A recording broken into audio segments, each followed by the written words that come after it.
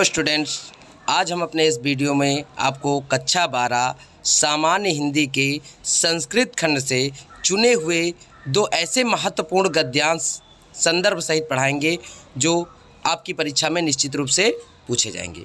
तो बच्चों, इन गद्यांशों को पढ़ाने से पहले हम आपको इससे जुड़े हुए कुछ निर्देश बताना चाहेंगे कि ये जो गद्यांश हैं इसमें 2 नंबर हमारा संदर्भ का होता है और 5 नंबर उसकी व्याख्या का मिलता है। तो बच्चों, इसी क्रम में हम देखते हैं हमारा पहला संस्कृत का गद्यांश, जो कि बहुत ही महत्वपूर्ण है। हम आपको गद्यांश स्टार्ट करने से पहले बताना चाहेंगे कि ये जो संदर्भ होता है वो बहुत ही कम शब्दों में आपको लिखना है कि प्रस्तुत अवतरण हमारी पाठ्य पुस्तक संस्कृत दिग्दर्शिका के संस्कृत भाषायाम महत्वम नामक पाठ से अवतरित है। ठीक है, यहाँ पर एक बार पुनः देख लेते हैं कि प्रस्तुत अवतरण या गद्य अवतरण हमारी पाठ्य पुस्तक संस्कृत दिग्दर्शिका के संस्कृत भाषायाम महत्वम नामक पाठ से अवतरित है। अब बच्चों, हम देखते हैं हमारा गद्यांश लिखने से पहले बच्चों, जैसा कि यहाँ पर देखिए देख सकते हैं कि हम ब्लैक पेन से गद्यांश का पहला शब्द, ये हम यहाँ पर पहला शब्द ले लेते हैं गद्यांश का, और उसके बाद में गद्यांश का जो अंतिम शब्द होता है ये देखिए यहाँ पर ये ले लेते हैं। ठीक है, अब देखते हैं बच्चों हमारा जो गद्यांश है। तो गद्यांश में बच्चों देखिए यहाँ पर लिखा हुआ है कि धन्यो अयम भारत देशा। धन्यो अयम माने होता है धन्य है, अयम माने यह, भारत देशा यानी भारत देश, यह भारत देश धन्य है।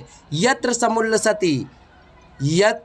समुल्लसति जनमानस पावनी भव्य भावोद भावनी शब्द संदोह प्रसविनी सुर भारती।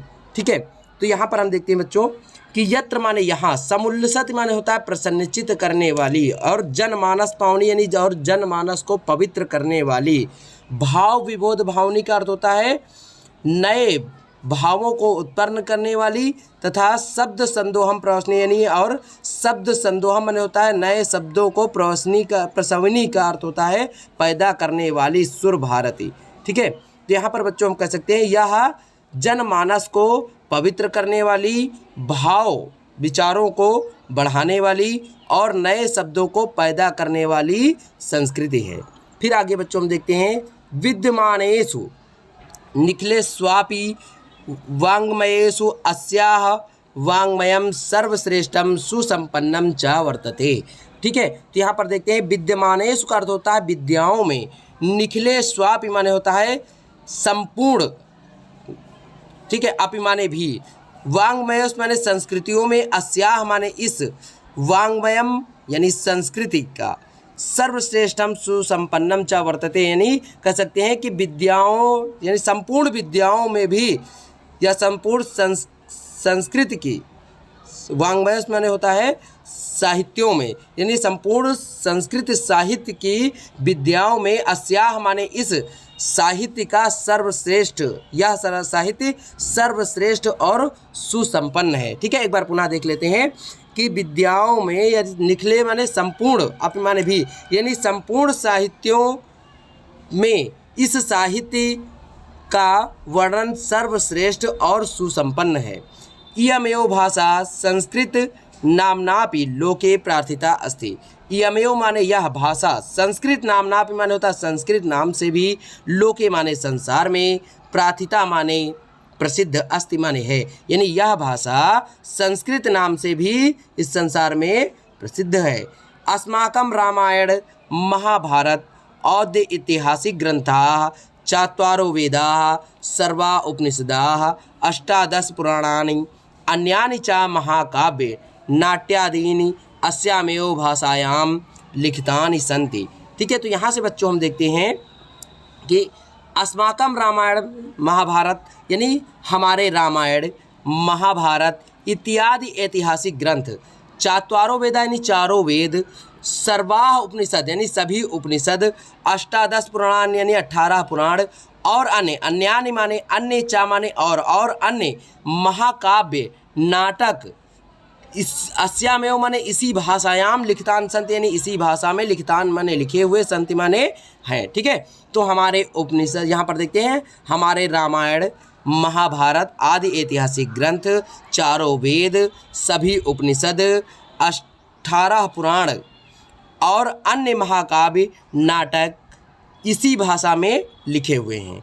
इयमेव भाषा सर्वसामान्य भाषाणाम जननीति मान्यते, यानी यह भाषा, इयमेव भाषा यानी यह भाषा सर्वसामान्य आर्य भाषा यानी सभी आर्य भाषाओं की जननीति माने होता है जननी, मान्यते माने मानी जाती है, इसलिए यह भाषा सभी आर्य भाषाओं की जननी मानी जाती है।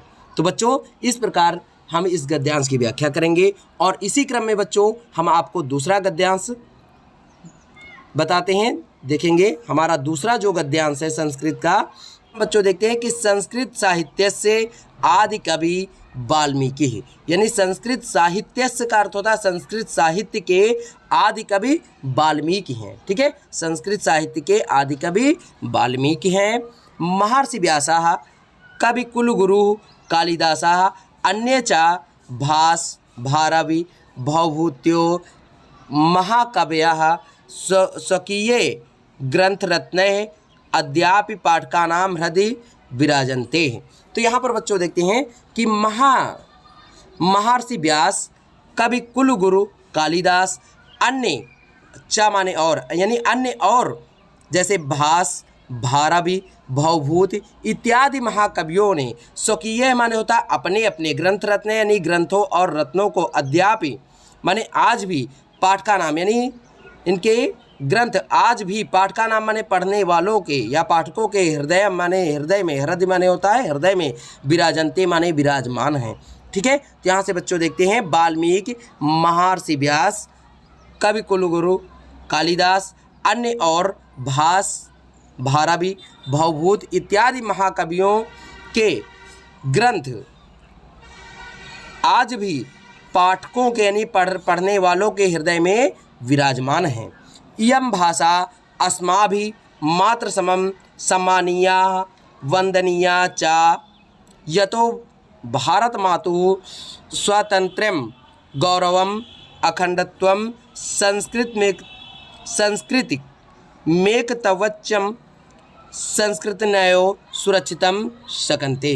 तो यहाँ पर बच्चों हम देखते हैं कि इयम भाषा, इयम माने यह भाषा, अस्माभि इयम माने होता है यह भाषा, अस्माभि माने होता है आज भी, यानी यह भाषा आज भी पाठकों के हृदय में विराजमान है तथा यह भाषा हमारे द्वारा माता के, देखिए यहाँ पर लिखा हुआ है इयम भाषा यानी यह भाषा अस्माभि माने आज भी हमारे द्वारा, अस्माभि का अर्थ होता है हमारे द्वारा, मात्र समम माने माता के, सम्मानिया माने सम्मान में या वंदना में, चा यानी माता के सम्मान में, और चा माने होता है और, यतो भारत मातु स्वतंत्र है और भारत माता की स्वतंत्रता और गौरव, अखंडता तथा संस्कृति, ठीक है, अखंडता और संस्कृति की एकता और के द्वारा ही इस संस्कृति को, संस्कृत नव माने होता है संस्कृति को सुरक्षितम सकन्ते यानी सुरक्षित रखा जा सकता है। तो यहाँ पर बच्चों हम देखते हैं कि यह भाषा